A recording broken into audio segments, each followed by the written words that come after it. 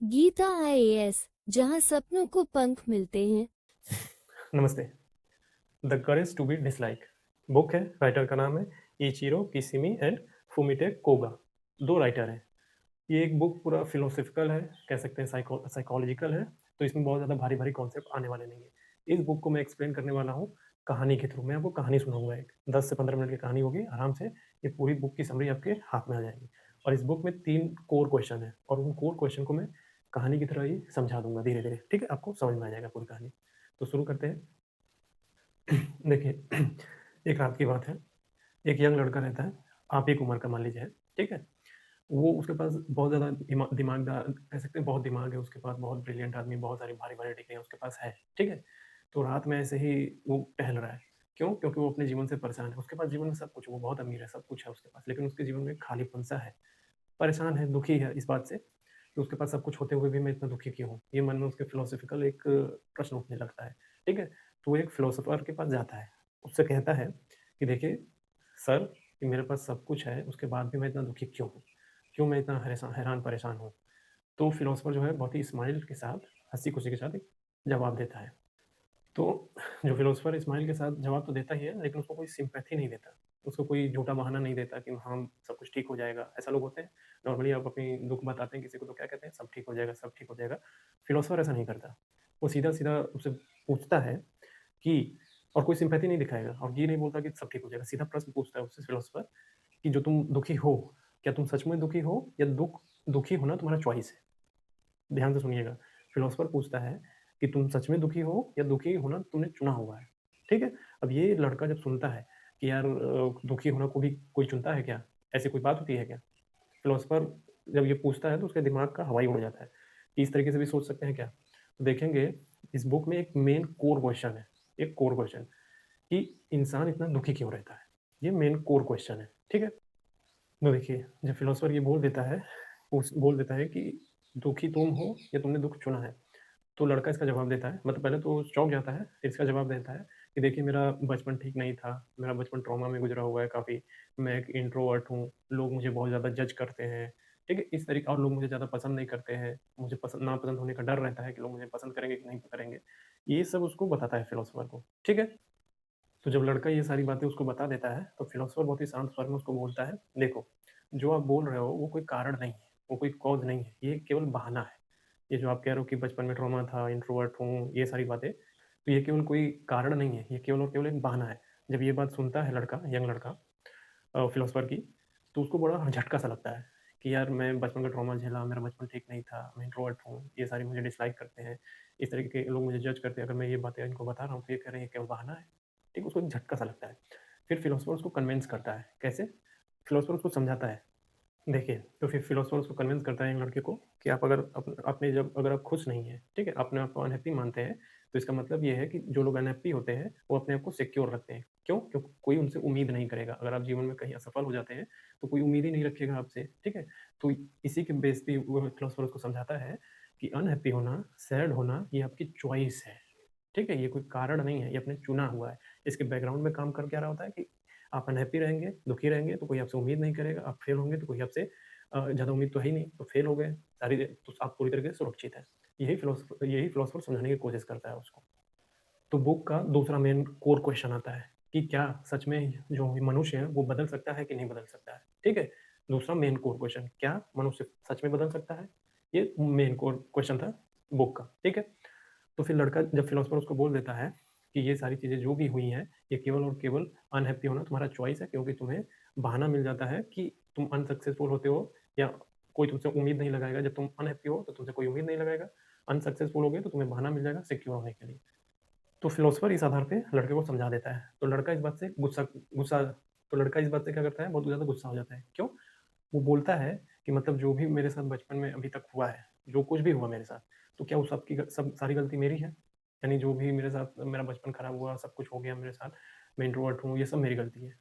तो फिलोसोफर सीधा जवाब में ना इधर की बात ना उधर की बात कह के बोलता है, हाँ, ये सब तुम्हारी ही गलती है, सब तुमने चुना है, यही बोलता है। देखिए, ये बोलने के बाद फिलोसोफर जो है, लड़के को एक कहानी सुनाता है, यंग लड़के को कहानी सुनाता है। जैसे मैं आपको एक कहानी सुना रहा हूँ, अब कहानी के अंदर एक कहानी आ रहा है, मैं आपको कहानी सुना रहा हूँ, अब फिलोसोफर उस लड़के को कहानी सुनाता है। क्या? एक कहानी सुनाता है यही समझाने के लिए कि जो तुम चुन रहे हो, जो अनहैप्पीनेस है तुम्हारे अंदर, ये तुमने खुद चुना हुआ है, ठीक है? क्यों? उसी का जवाब देता है कहानी को। कहानी सुनाता है कि एक लड़का रहता है, वो जितने भी रिश्ते बनाना चाहता है, मान लीजिए लड़की के साथ संबंध बना, लड़की के साथ गर्लफ्रेंड बनाना चाहता है, या और भी उसके दोस्त हैं, ठीक है? इनसे संबंध बनाना, दोस्ती यारी रखना, सब में रिजेक्ट हो जाता है, ठीक है? लोग ज़्यादा पसंद नहीं करते इसको, और यहाँ पे भी। तो इसका जवाब ये देता है फिलोसफर कि ये फेल रिजेक्ट तो हो गया, फिर इसके बाद ये लड़का क्या है, सबको ये बोल रहा है कि सब सेल्फिश है, ठीक है? ये लड़का जो सब सारे रिश्तों में रिजेक्ट हो गया है, खुद खुद लोगों को कह रहा है कि सब लोग सेल्फिश है, इसलिए मैं अकेला हूँ, मैं अकेले रहना चाहता हूँ, ठीक है? तो गलती बोला जाता है कि इनका नहीं है, गलती इस लड़के की है। क्यों? क्योंकि ये बहुत ही ओपनली कनेक्ट नहीं हुआ लोगों से। कनेक्ट होने से पहले 50 बार सोच रहा है कि ये कैसे होंगे, ये कैसे होंगे, ये कैसे होंगे, ठीक है? तो जब जब मिल भी रहा है तो कंडीशनल मिल रहा है, थोड़ा मिल रहा है, मतलब पूरी तरह से कनेक्ट नहीं हो रहा है उनसे, जुड़ाव नहीं रख रहा है, भाग आ रहा है पीछे, इसीलिए गलती लड़के की है। और जैसे तुम अभी बोल रहे, फिर वो फिलोसफर यंग लड़के को समझाता है, ये कहानी खत्म हो गई। ये वाली फिलोसफर जो कहानी बता रहा था लड़के को कि लड़के की ही गलती है, ये जो लोगों को सेल्फिश सेल्फिश कह रहा है, गलती इसकी है। क्यों? क्योंकि ये ढंग से लोगों से जुड़ा नहीं, इसलिए गलती इसकी है। इस कहानी के जरिए लड़के को समझाता है कि जो तुम बोल रहे हो कि तुम इंट्रोवर्ट हो, तुम्हारे साथ बचपन में ये हुआ है, इस तरीके से सारी चीज़ें हो रही हैं, तो उसका ब्लेम तुम लोगों पे दे रहे हो, गलती तुम्हारी है, तुम लोगों से नहीं जुड़े ढंग से, ठीक है? इसलिए गलती तुम्हारी है। ये सब समझाने के बाद फिलोसफर लड़के को ये बोलता है कि देखिए देखो, बदलाव तब शुरू होता है जब तुम रिस्पॉन्सिबिलिटी स्वीकार करते हो, इस बात को एक्सेप्ट कर लेते हो कि सारी गलती मेरी है। जैसे ही तुम ये एक्सेप्ट कर लेते हो कि सारी गलती मेरी है, तो वैसे ही तुम रिस्पॉन्सिबल बन जाते हो, यानी कि तुम रिस्पॉन्सिबिलिटी ले रहे हो कि सारी गलती मेरी है, तो वहीं से बदलाव शुरू होता है। उसके बाद सब कुछ बदलना शुरू होता है, क्योंकि अब तुम एक्सेप्ट कर चुके हो जो भी गलती हुई है मेरी गलती है, तो उस गलती को अब सुधारोगे। हम बदलाव तब तक नहीं आता जब तक हम रिस्पॉन्सिबिलिटी नहीं लेते, एक्सेप्टेंस नहीं होता हमारा, हम एक्सेप्ट नहीं करते इस चीज़ को, गलती हमारी है। जैसे एक्सेप्ट किया, बदलाव शुरू हो जाता है। ये सब बताते हुए बुक में एक मेन तीसरा कोर क्वेश्चन आता है कि जो लोगों की ओपिनियन से कैसे फ्री हुआ जाए। मतलब कहते हैं ना कि चार लोग क्या कहेंगे, ये लोग क्या कहेंगे, कुछ सबके मन में आता है कि हम कुछ करेंगे तो चार लोग बोलेंगे, ठीक है? ये चार लोग वाली जो भाषा आती है, इससे कैसे मुक्त हुआ जाए, इससे कैसे फ्री हुआ जाए, ठीक है? ये बुक में तीसरा क्वेश्चन है, मेन कोर क्वेश्चन, ठीक है? तो यंग लड़का इसमें रहता है, वो बोलता है कि देखो देखिए, फिलोसफर से कहता है कि मैं कुछ भी करने जाता हूँ, कुछ भी करने जाता हूँ, तो मेरे दिमाग में एक ही बात आता है कि लोग क्या कहेंगे, और यही बात कि लोग क्या कहेंगे ये मुझे रोक लेता है। फॉर एग्जाम्पल मान लीजिए आज के टाइम पे कोई कंटेंट क्रिएशन वीडियो वगैरह बनाना है, भीड़ में है, पहली बार करने जा रहा है, ठीक है, बना रहा है, तो लोग थोड़ा-सा हँस देते हैं, तो उसके दिमाग में ये जाता है, यार लोग हँस रहे हैं, लोग क्या कहेंगे, घर वाले क्या कहेंगे, ऐसा माइंड में आता है, ठीक है? जो भी नया-नया स्टार्ट करता है, कुछ भी, तो उसके मन में हमेशा आता है कि लोग क्या कहेंगे। इसी बात से कई लोग रुक जाते हैं, नहीं स्टार्ट करते। तो इस बुक में इसी तरीके से फिलोसफर्स लड़का बोल रहा है कि जब भी मैं कुछ स्टार्ट करने जाता हूँ, मेरे दिमाग में यही बात आती है कि लोग क्या कहेंगे, इसकी वजह से मैं रुक जाता हूँ। तो फिलोसफर लड़के को समझाता है कि तुम्हारी प्रॉब्लम लोगों की ओपिनियन नहीं है, तुम्हारी प्रॉब्लम है अप्रूवल एडिक्शन। अब सवाल है कि अप्रूवल एडिक्शन क्या होगा? देखिए, अप्रूवल एडिक्शन का मतलब ये है कि जो मान लीजिए एक्स मैं जो भी कुछ करना चाहूँ, कुछ भी करना चाहूँ, लोग 100% शत प्रतिशत लोग मुझे पसंद करें, शत प्रतिशत लोग मुझे पसंद करें, ठीक है? मैं कुछ कुछ भी करूँ तो शत प्रतिशत लोग मुझे पसंद करें। ऐसा ना हो कि केवल 1% लोग मुझे डिसलाइक कर दें, मुझे नापसंद करने लगे। ये है अप्रूवल एडिक्शन, यानी सब कोई मुझे पसंद करे।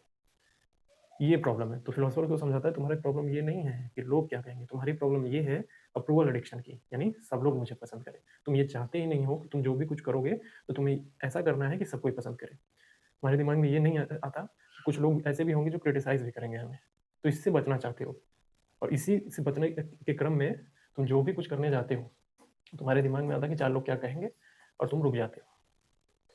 तो फिलोसफर उसको समझाता है अप्रूवल एडिक्शन के बारे में, तुम्हारी प्रॉब्लम अप्रूवल एडिक्शन है, ठीक है? और उससे मुक्त होने के लिए फिलोसफर एक और कॉन्सेप्ट उसको समझाता है। फिलोसफर लड़के को समझाने के क्रम में एक और विचार उसको बताता है, उसको उसको कहते हैं एडलर्स करेजियस थॉट, मतलब separation of task. Separation of task का मतलब ये होता है, देखिए इसमें दो चीजें हैं, एक तो ये है योर ड्यूटी, दूसरा है अदर्स ड्यूटी, ठीक है? योर ड्यूटी, अदर्स ड्यूटी, यानी आपकी ड्यूटी क्या है, आप अपना जीवन ईमानदारी से जिए, ठीक है? जो आप करना चाहते हैं चुपचाप करिए। और सेपरेशन ऑफ टास्क का अदर्स ड्यूटी में क्या है, लोग जज कर रहे हैं, लोग ओपिनियन दे रहे हैं, क्रिटिसाइज कर रहे हैं, उनको करने दीजिए। ये है separation of task, Adler's courageous thought. ये फिलोसफर समझाता है उस लड़के को कि देखो, तुम जो भी करना चाहते हो चुपचाप करो, ठीक है? तुम अपनी ड्यूटी करो, तुम अपना जीवन जैसे जीना चाहते हो जियो, और दूसरा दूसरा क्या है, अदर्स ऑफ ड्यूटी। लोग जज कर रहे हैं, करने दो, ठीक है? जो लोग जज कर रहे हैं, करने दो। जब ये फिलोसोफर लड़के को बताता है, तो लड़का जो है बड़ा ही हर्ट हो जाता है, दुखी हो जाता है कि वो कहता है कि मान लीजिए मैं अपना जीवन ढंग से जी रहा हूँ, ठीक है? मेरी ड्यूटी है। अब लोग मुझे डिसलाइक कर रहे हैं, तो क्या मैं ये होने दूँ? कि मतलब मुझे लोग धिक्कार रहे हैं, नापसंद कर रहे हैं, तो ये मैं होने दूँ? तो फिलोसोफर सीधे शब्दों में यही बोलता है कि हाँ, होने दो, ठीक है? वो ये भी समझाते हैं कि ये बोल के कि तुम सबको खुश रखने के चक्कर में तुम किसी को खुश नहीं रख पाओगे। तुम सबको खुश कर रखने के चक्कर में तुम किसी को भी खुश नहीं रख सकते। सबसे बड़ा बेहतर ये है कि तुम सहज रहो, तुम अपने मूल स्वभाव को पहचानो, क्या हो तुम, ठीक है? और उसके अकॉर्डिंग अपना जीवन जियो। तुम ये चक्करों में मत पड़ो कि मुझे सबको खुश रखना है, सबको बेहतर करना है, सब मुझे पसंद करें, मैं तो एकदम हीरो बन जाऊँ। ये मत करो, ये करने की ज़रूरत नहीं है। तुम जो हो, जैसे हो, वैसे जीवन जियो। लोगों को क्रिटिसाइज़ कर रहे हैं, करने दो। तुम्हें लोग नापसंद कर रहे हैं, करने दो। ठीक है? तुम अपना जीवन जियो। तो फिर लड़का ये बोलता है लास्ट में कि इसका मतलब, फ्रीडम का मतलब ये है कि करेज टू बी डिसलाइक, जो बुक का नाम है। अब आ रहे हैं बुक के नाम पे। तो लड़का बोल रहा है फिलोसोफर से कि फ्रीडम का असली मतलब तो ये हुआ कि courage to be dislike. Philosopher एक शब्द में बोलता है, हाँ, नापसंद होने का जो साहस है, अगर तुम्हें को किसी ने नापसंद किया और तुमने उसको साहस से झेल लिया, ठीक है? तो वही फ्रीडम है। Courage to be dislike is equal to freedom. इस चक्करों से जब ये सब तुम समझ लेते हो, तुम इन सब चक्करों से एकदम दूर हट जाते हो कि लोग मुझे क्या कहेंगे, क्या नहीं कहेंगे, क्या ये सब फालतू बातें जो आती रहती हैं, फिर उसके बाद तो फ्रीडम पे जंप कर जाओगे। तुम फिर अपना असली जीवन जियोगे, ठीक है? So courage to be dislike is equal to courage to be freedom.